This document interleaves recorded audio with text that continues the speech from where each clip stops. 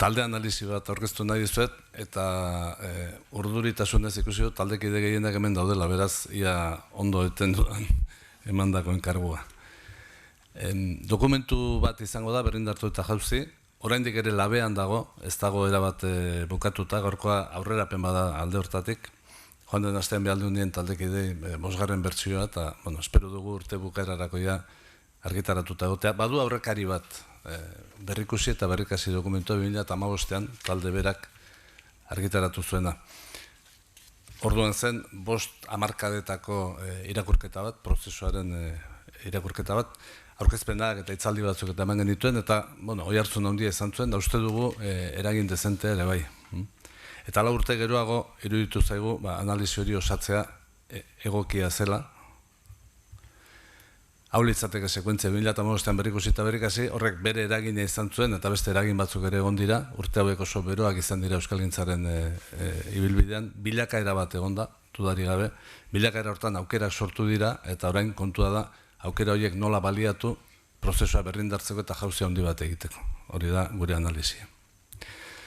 Topalabe taldeari buruz, aipamentxo bakarri 2012an sortu zen, Euskaltzalen topagunearen gogo eta talde gisa, Topalabe hori da zentzua.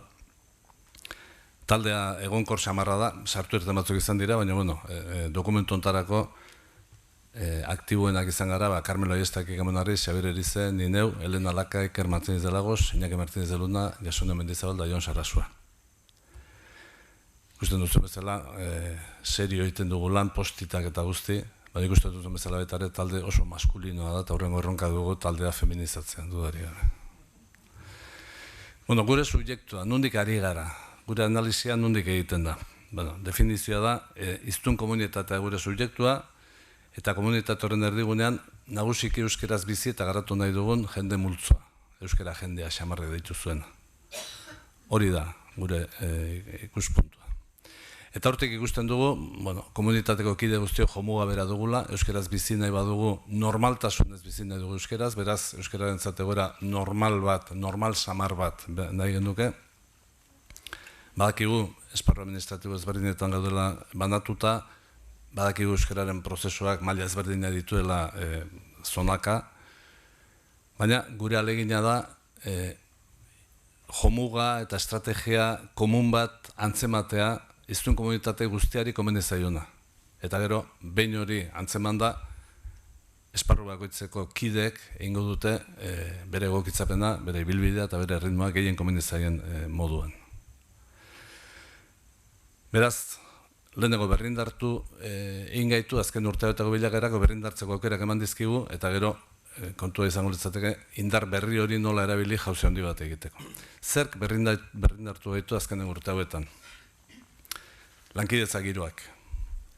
Argazki hau oso simbolikoa da, 2017ko korrika, Hendaiako Santiago Zubian, euskararen lurralde guztietako eragileak, eragile sozialak eta erakundeak, erakunde publikoak, elkarrekin, baina elkarri eskua eman da. Ez genuen pankarta bat eutxi bakoitzak bere tokian, bezik eta elkarri esku eman genion, igurtzian. Eta mezua oso indartsua zen. Nahi genuen beste lankidetza berri bat, beste lankidetza mota bat eraiki. Esan eta egin, handik 6 bat hilabetera, eragile bertsuok, geunden Bilbon, eta ia elkarrekin prestatutako eta elkarrekin bultzatu beharreko ekimen bat aurkezten, Euskaraldia. Eta nik uste dut, hain zuzen ere, lankidetzan sortu izan hori, izan dela, horrek azaltzen duela Euskaraldiaren edadura eta arrakasta. Beste adibideat oso bestelakoa, baina horreatik oso baliotsua, da Nafarroan gure taldekide Xabier Erizek gidatutako azterketa bat, Nafar gobernuak eta Iruñak udalak enkargatutakoa, Euskararen inguruan Nafarroan adostasun sozial berriak eraikitzeko aukerak aztertzeko. Nafarroan badakigu euskararen gaineko posizioak oso polarizatuta daudela, eta Xabieren alegina izan zen postura guztietako pertsonak dinamika batean bildu, eta aztertzea ia ze adostasun puntu zeuden, aurkitu zituzten adostasun puntuak. Txosten oso mardula dago, horren emaitza bezala, adostasun puntuak aurkitu zituzten, eta areago jendea gustora gelditu zen, parte hartzaile gustora gelditu ziren egindako lanarekin eta prest zeuden bide hortan sakontzeko. Beraz, Nafarroan ere badaude oinarriak lankidetzarako. Hau da beste elementu oso garrantzitsu bat. Nafarroan gobernu aldaketa gertatu zenean, eta gero elkargoa sortu zenean iparraldean, lehenengo aldiz, hizkuntza politika aktiboak daude euskararen lurralde guztietan. Eta ez bakarrik bakoitza bere hizkuntza politika egiten du, baizik eta badaude sortzen ari dira lankidetza markoa baita ere 3 esparru administratiboien artean. Hau da oso elementu garrantzitsu baita ere. Eta hemen geldiunetxo bat, azpimarra bat, uste dut gaur eta hemen bereziki aproposa dela, erakunde publikoen lankidetzak badakigu mugak eta oztopoak dituela, batez ere egituratu nahi denean. Euskal Herrirako egitura komunak sortzeak, argigorriak eta mamuak pizten ditu. Baina baditugu erakunde gutxi batzuk, Euskal Herri osorako sortutakoak, eta bereziki Euskararen esparruan Euskaltzaindia dago. Ez dago guri esatea nola, baina uste dugu Euskaltzaindiaren aterkipean antolatu daitekela, nolabait erakunde publikoen eta baita eragile sozialen intereseko jomuga komun hori eta estrategia komunak lantzeko halako dinamika bat. Berrindartzen gaituen beste faktore bat, euskalgintza sozialaren bilakaera. Nahiko agerikoa izan da, urte hauetan bilakaera bat izan dula euskalgintza sozialak, adibide batzuk bakarrik aipatzearren, bertsozale mugimenduak konektatu egin du belaunaldi berriekin eta horrek indartu egin du mugimendua bera. Kontseiluak hizkuntza eskubideen protokoloaren bueltan egiten ari den bidea oso interesgarria da. Hizkuntza eskubideak nik uste etorkizuneko gako bat izango dela, hizkuntza eskubideen bermea. Euskaltzalen topaguneak azkenengo topaldian ari zen nola antolatu, molde berritan nola artikulatu euskaltzaletasuna, tokiko euskaltzaletasuna erantzun lankidetza premia hauei guztiei egoki erantzuteko. Urrats asko eman dira, zentzu hortan, irekitasunera eta lankidetzara prestatzeko. Beraz, alde hori ere mugitu da. Eta horren ondorioz, gero eta normalagoa bihurtzen ari da lankidetza publiko soziala. Adibide bat, hemen Eusko Jaurlaritza, Nafar gobernua, Euskaltzaren topagunea eta Euskaltzaindia ere dira lankidetza marko horietako bat lantzen. Hau, etzen normala duela urte batzuk eta normala bihurtzen ari da, eta hori oso elementu indartsua da. Lankidetza publiko sozialari buruz, aipatzen dugu korapilo bat, gainditu beharreko korapilo bat. Eta korapilo hori da, gizarte ekimen oso oparoa daukagu, indartsua da, kapital sozial garrantzitsua da, eta gizarte ekimena erakundeen ahalmenarekin uztartzen denean, emaitzak biderkatu egiten dira. Horrek dakar, noski, diru publika pasatzea gizarte ekimenari, bere jarduera finantzatu ezan, hori deialdi sistema baten bidez egiten dugu, muga ditu, baina batez ere dago, Europako begien aurrean susmopean dago. Europan ez da ohikoa, gurearen mailako gizarte ekimenik egotea. Eta beraz, Europak interpretatzen du, diru publikoari zaila pasatzen erakunde pribatuei. Eta hori lehiaren kontrakoa dela dio. Guri komende zaigu, lankidetzari egunkortasuna, nahikotasuna ematea, horren gainean parezpareko lankidetza eta nolet baliabidea partekatzeko egoera sortzea, eta horren juridikoki blindatu beharra daukagu lankidetza. Badaude dagoeneko urraz batzuk, badaude ikerketa batzuk, eta badaude zantzu batzuk, nundin nora joan daiteken erantzuna, baina behar dugu juridikoki blindatu lankidetza hori, lankidetza publiko sozial hori. Horren gainean, sekulako indarra eraiki daitekelako. Baina, babestu beharren gaude, bestela arazoak izango ditugu beti. Aipatzen dugu, sortzen ari ote den herrigintza berri bat. Euskalgintzatik haragoko herrigintza bat. Argi xamar dago, euskararen bidea gero eta gehiago gurutzaten ari dela beste zenbait dinamika sozial eraldatzaileekin. Uste biztako dela, berriki Tolosaldean dinda euskara eta feminismoa bide gurutzean hitzaldi sorta bat eta hor gurutzaketak gero eta argiagoak dira. Baditulako beste dinamika sozial askorekin balio sozial partekatuak, aniztasuna, askatasuna, berdintasuna, justizia, tokikotasuna. Eta alde hortatik, euskaltzaletasuna hariko litzateke bilakatzen, aldatzen, eta ia euskaltzaletasunaren diskursoa litzateke beste izango euskeran hasi eta euskeran bukatzen den diskurso bat, baizik eta euskaltzaleok mundu hobetzeko daukagun modua. Guk euskera sustatuz berdintasuna eta askatasuna eta justizia bilatzen baditugu, hori da mundu hobetzeko gure ekarpena. Honek beste esparru batzuk irikitzen ditu, beste esparru mental batzuk irikitzen ditu. Herrigintza honek izango lituzke 3 zutabe, harin xamar jongo naiz, zoru komuna, zerk batzen gaituen, eta hori, zoru komun hori, zirkulo konzentrikotan antolatuta ikusten dugu. Lehenengoan, egongo ginateke euskera jendea, hau da, euskeraz bizi nahi dugunok, hori partekatzen dugu, eta hori jarri beharko duke gauza askoren gainetik. Bigarrenean legoke iztun komunitatea, euskaltzaleago edo ez, baina gaitasuna partekatzen duen jendeak. Hirugarrenean leudeke hizkuntzatik haragoko beste dinamika sozial eraldatzaileak eta laugarrenean euskal gizartea eta mundua. Zoru komun hori lantzea oso garrantzitsua da. Horizontalean lan egitea euskeratik beste esparrutara zabaltze hori. Bigarren zutabe bat da zoru komun horren gainean elkarrekin zer eraiki nahi dugun. Eta orduan da egitasmo partekatua. Alde batetik irudikatu behar dugu euskaltzaleok zer nahi dugun, etorkizunerako, ze etorkizun nahi, baina zehat xamar, amets desiratu horri forma eman, eta gero hori bateratu beste batzuen egoera desiratuarekin. Hau da, egitasmo partekatu hori, irudikatu, horrek motibatu gaitzan elkarrekin lan diteko bide hortan. Eta hori, egitasmo partekatua etengabe landu behar da, hor gogo eta ikerketa asko beritugu, prospektiba asko behar dugu. Ez gara hortan oso onak izan, hortik gero plangintzak eta etorriko dira, baina lehenengo egoera desiratua. Plangintzak eta gero eguneroko lana. Horrek asko lagunduko luke, bai politika publikoa eta baita gizarte dinamikei. Eta hirugarren elementua lehen aipatu dudan lankidetza publiko-soziala, hau da, nola egiteko moduak. Eta hemen, iraganean euskaldunok auzolana daukagu, baina etorkizunean gobernantza berriaren paradigmak ere lagundu egiten digu. Lankidetzazko gobernantzari da irudikatzen, honek demokraziaren bilakaera bati erantzuten dio. Demokraziaren lehen fase batean ordezkariak hautatu eta kitxo zen kontua, bigarren fase batean ordezkariak hautatu eta haien erabaki batzutan mentzat parte hartu, datorren nahia da ordezkariak hautatu eta gero ordezkariekin lankidetzan jardun. Parez pareko lankidetzan eta elkarrekin lanean.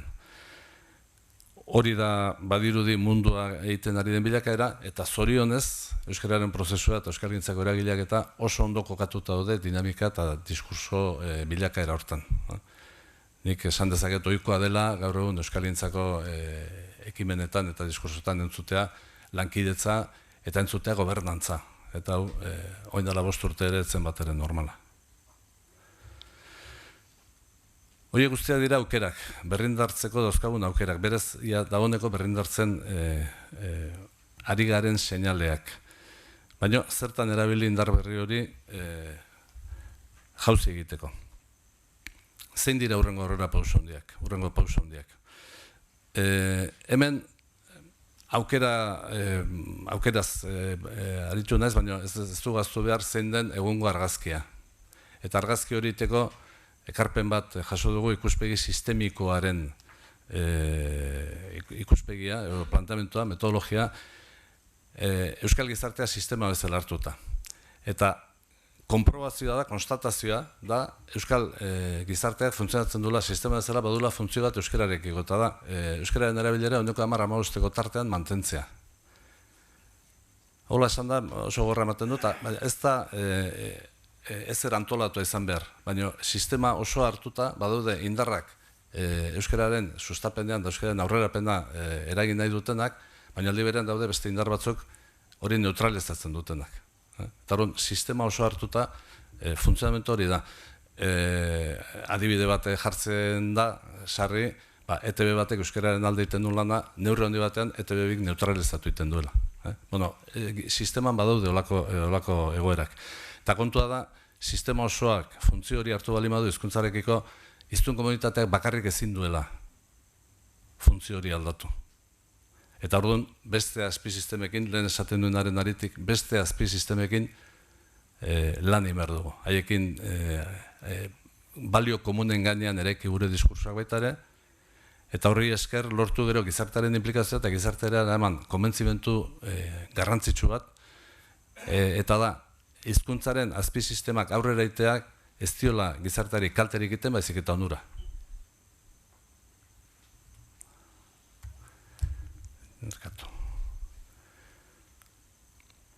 Bueno, goazen zehazten jutera. Zein litzateke erronka nagusia aurrera begira? Gure ustez, haur eta gazteak hiztun komunitatearen parte aktibo izatea. Ezagutzaraino hurbildu dira, baina ez badute jauzi egiten, daukago arriskua egungo sabaiak ez gainditzeko eta aurrengo belaunaldietan gainberazteko. Hau da, Kikamun Arestesari jartzen duen Irlandako kasua, ez da? Ofizialtasuna bai, ezagutza bai, baina gero atxikimendu sozialik ez, eta erabilerarik ez, beraz, oraindik arrisku hori badago. Beste aukera da, bide gurutze hortan, indarrak bildu eta jauzi handi bat egiteko. Eta jauzi handi bat egiten badugu, lortu dezakegu, biziberritze prozesuak berriz ere aurrera egitea. Baina, alde hortatik ezinbestekoa da, eta aurre eta gaztei begira nagusiki, ezinbestekoa da euskara eskaintzen eta lehenesten duten guneak, horiek nabarmen ugaltzea. Ez gara ari pixka bat gehiago, ari gara jauzi bateaz. Jauzi, izenburuan jarri nahi izan dugu dokumentuari. Jauzi handi bat behar da. Jauzi hori nun gure erantzuna da esparru ez formalean eta lan esparruan. Eta hemen kokatzen da, hemen lotzen da, gaurko saio honen helburuarekin. Hau ikusten da, grafiko honetan ikusten da, haur eta gaztea dozkago alde batetik, eta horietan hezkuntza da elementu zentrala, gazte helduetan esparru sozioekonomikoa da elementu zentrala baita ere, eta bietan eragiten duen esparru ez formala, aisialdia, eremu digitala, kultura eskaintza, familia eta bar. Hirura daude elkarri eraginean, eta hirurak behar ditugu jauzia egiteko. Orain arte, gure apustu zentrala, azken hamarkada hauetako apustu zentrala, hezkuntza sistema jarri da. Eta hezkuntza sistemak egin du berea, egin du bere lana eta hemen ditu bere emaitzak. Baina orain, saltoa jauzia izango litzateke esparru sozioekonomikoan eta esparru formalean bestean ainako indar jartzea. Ez da esan nahi bestean ez da nik indarrik egin behar. Bestean indarra eutxi martzea noski. Baina han ainako indarra jarri behar da beste bietan. Eta konturatu naiz, akademiak sozioekonomikoa marrari gabe idazten dula, beraz zuzenduko dugu dokumentaren berzio definitiborako. Bueno, esparru ez formalari buruz, hemen Kikamun Arrizek ekarpen bat idatzi dut, hori eranskin bezala joango da dokumentuan, baina, bueno, hezkuntza sistema hobetu daiteke, eta hori aurreko jagon jardunaldian sektoreko eragileek esplikatu ziguten, baina garbi dago eskola bakarrik ezin duela. Eskolak egin du, bere partea egiten ari da bere partea, eta da lorpen izugarri bat, eta da adin batetik berako gazten ia ulermen unibertsala. Hau, autonomia erkidegoan oso hurbil dago, Nafarroko zonalde batzutan agian ez, eparraldeko estatutan ez, baina esan daiteke ezagutza maila oso altua dagoela gazten artean, ulermen maila oso altua dagoela gazten artean. Daron, hemen jauzia litzateke gaztei zuzendutako eskaintza euskeraz egitea. Euskeraz egitea eta kitxo. Salbuespena izan daiteke, zonalde jakin batzutan, horri daiteke, helburu izango litzateke, nabarmenki, esponentzialki biderkatzea eskaintza hori. Baina, irizpide nagusia beharko luke, gaztei zuzendutako eskaintza euskeraz egitea, ez badago arrazoi berezirik ez egiteko. Hau, esan bezala, Kikamun Arrizek gehiago garatu du dokumentu erantzi hortan. Eta beste da lan esparrua. Lan esparruan gertatzen ari dira hiru gauzabentzat garrantzitsuak. Bata, euskaldun olatu bat sartzen ari da eta sartuko da lan esparruan. Hau da, eskolati datozen gazte elebidun horiek lan esparrua iristen ari dira. Beste kontu da, entitate publikoetan da, pribatu batzutan, egindako ibilbidearekin ikusi da, oso posible dela aurrera pauso handiak egitea, denbora tarte laburrean, zautzen ditugu, 10 urtean ia euskaldun diren administrazioko atalak. Eta beste elementu da, Europa elean hitza da, badakigu hizkuntza gutxituekin zailtasunak egoten direla, baina Europa ez da gero eta hizkuntza gutxiagotara jotzen ari, baizik eta alderantziz. Eta orduan, elementu horietan ikusita, lan esparruan planteatzen dugu jauzi izango litzateke, apustu garbi bat egitea, euskara sustatzea orokortu dadin. Gaur egun, portzentaje txiki batek erabiltzen du, portzentaje txiki bat daude nolait sartuta prozesu hortan, euskara sustatzeko prozesuan, baina hori orokortzea litzateke helburua. Hemen, Jon Sarasua toratzetik eta berak garatuko du puntua, berak baitu hemen ekarpen nagusia. Nik erantziko ditut beste pare bat kontu, pare bat ideia. Alde batetik, euskara sustatzeak badu onarpena, hainbat ikerketa daude, erakusten duten hori badela, Jaurlaritzak adibidez ego egin zuen eta garbi zegoen onarpen hori, Nafarroan Xaberrekin duen hortan ere ikusten da, badagoela euskara sustatzeak, aurkakotasunare badau, zenbaleko tamaino, aldekotasun handiagoa da, iparraldean ere badaude neurketak, onarpena badago, eta onarpen hortan oinarrituta erakundeak ari dira zenbait arau martxan jartzen. Hori guztia beharrezkoa da, baina ez da nahikoa. Horrez gain behar dira beste vektore batzuk ere aktibatu. Eta bat litzateke instituzioen eredua eta gidaritza. Esparru sozioekonomiko terminotan planteatuta, instituzioak dira enplegatzaile nagusia Euskal Herrian. Kontaketa bat ingen duen, da uste 1.000-tik gorako kopuru ertetzen zela administrazio publikoak dituen langileen kopurua. Instituzio horietan barneko jardunean euskara sustatu daiteke nabarmen, eta sustatzen ari da nabarmen. Eta badaude instituzio batzukia planteatu dutenak D ereduko funtzionamentura iristea. Hor lan izugarri badau. Arabaren aipatu dugu, instituzio horiek zuzeneko eskaintzare badute, zuzeneko eskaintza hortan hizkuntza irizpideak oso garbiak izan daitezke, eta noski gero diru laguntzen bitartez baldintzatu dezakete baita ere diru laguntza horien hartzaileen hizkuntza portaera. Hor dau esparru garrantzitsu bat, palanka importante bat jauzi hortan laguntzeko. Bestea da hiztun komunitatearen aktibazioa. Lehen aipatu da, euskaltzaleok aldi berean gara konsumitzailea, izan gaitezke konsumitzailea, izan gaitezke bezero, izan gaitezke langile. Eta horiek indar posizioak dira. Indar posizio hortatik erabili dezakegu, indar posizio hori erabili dezakegu, euskararen alde egiteko. Eta aktibazio hori oso garrantzitsua da.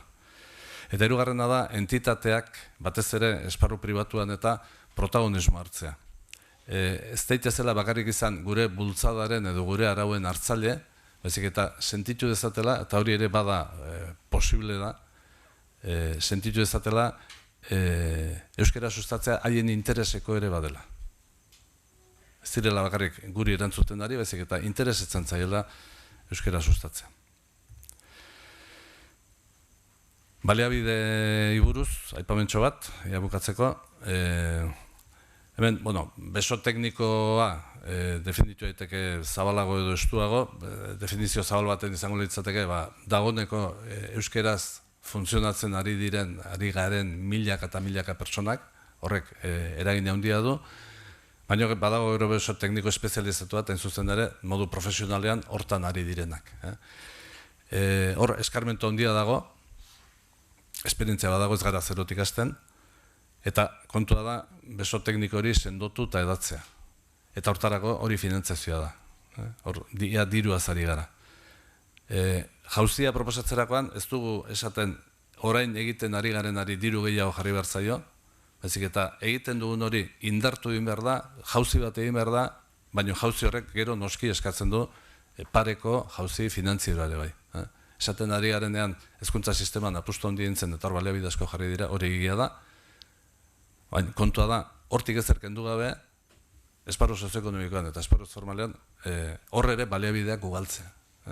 Jauzi bat egin behar da, eta jauzi horrek baliabide ekonomikoa finantzazio ere eskatzen du. Beste baliabide garrantzitsua da, diskurtsoena.